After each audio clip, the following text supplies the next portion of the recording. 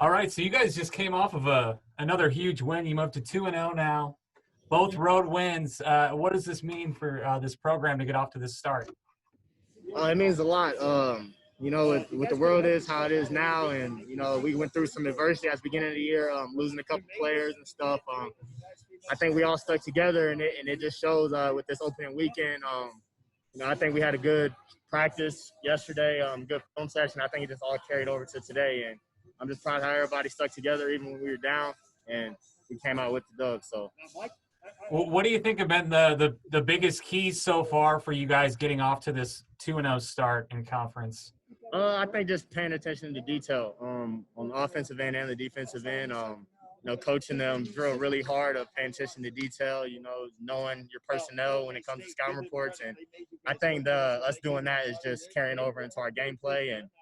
But now we got this second win, and now we're going to move on to the next one. And I had a chance to talk to Coach Doty after the last game. He said that you guys had a really bad taste in your mouths after the way last season ended. To get off to a 2-0 start now, is that pretty much just wiped away? No, it's not. We're excited that we started off 2-0, but I think we got a lot of guys in that locker room who's hungry. And I just believe that as long as we continue to do what we're doing, sharing the ball and just locking in on the offensive and defensive end, who knows where it could take us. So we're just trying to take everything one day at a time, especially with all of this COVID going on, and we'll just see where it takes us. So 2-0, how big is this going on the road, starting 2-0 in the conference like this?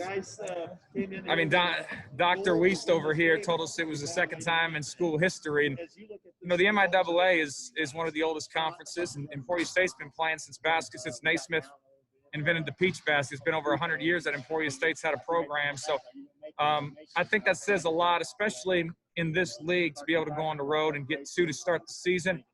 We're in a rebuild mode, but we're no longer in the infancy of it. And as long as we stay healthy, we have the capability of doing these things. So it was fun to see it all come together. And at the end of the day, Pete, you saw a lot of seniors on the floor for us. You saw 0 play last year. We didn't have one senior touch the floor. Tonight you saw, I believe, 6 seniors touch the floor for us. That's the difference in winning these type of games and losing, especially when you only go 2 for 19 from behind the arc. The fact that we still won this game, it says a lot about how our guys defended and how we took care of all the little things. And once again, Downing has a really big game for you for the second straight game.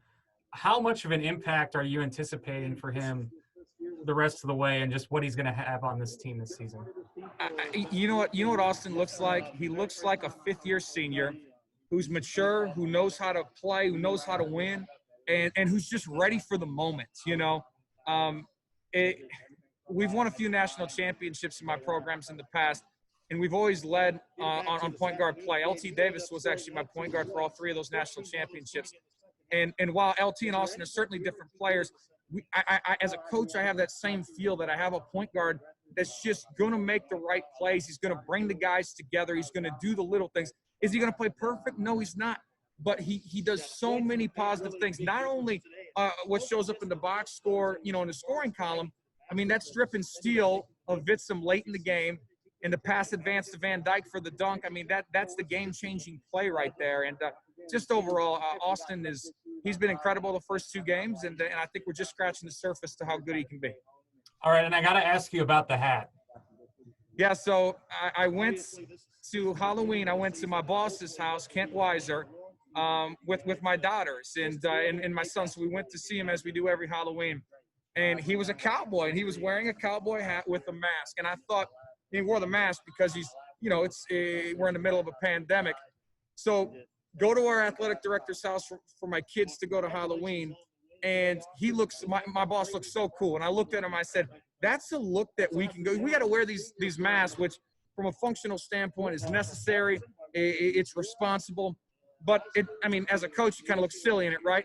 We're bought into wearing the mask. I said, let's take the next step. Let's look like our boss Kent Weiser did at Halloween. Let's have a little fun. Let's make this not about me, not about the staff. Let's have some fun with it. And at the end of the day, we got over ourselves because, Pete, this isn't my style, okay?